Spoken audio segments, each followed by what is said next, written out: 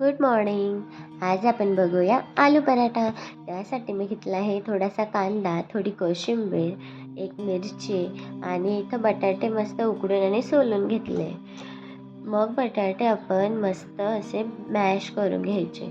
त्यानंतर त्यामध्ये कांदा घालायचा. मी एकदम एक छोटासा बारीक चिरलेला कांदा घेतला होता.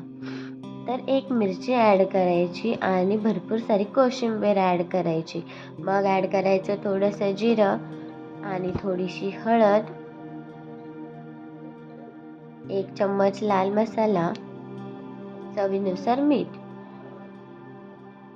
इकडे एका साईडला कणिकही भिजून घेतली आहे. त्यानंतर हे मिश्रण मस्त मिक्स करून घ्यायचं हाताने आणि त्याचे असे छोटेसे गोळे बनवून घ्यायचे म्हणजे पटकन होतं. त्यानंतर कणिक थोडीशी मळून घ्यायची आणि असा एक गोळा घ्यायचा, थोडासा लाटून घ्यायचा आणि त्यामध्ये असं ते आपलं स्टफिंग भरायचं. त्यानंतर असं मस्त मिक्स करून घ्यायचं आणि हलक्या हाताने लाटून घ्यायचं. लाटून झालं की मस्त भाजायला ठेवायचं. तेल लावायचं, मस्त तेल लावल्यावर अगदी छान लागतं आणि दह्यासोबत आणि टोमॅटो केचपसोबत एकदम मस्त लागतं. थँक्यू.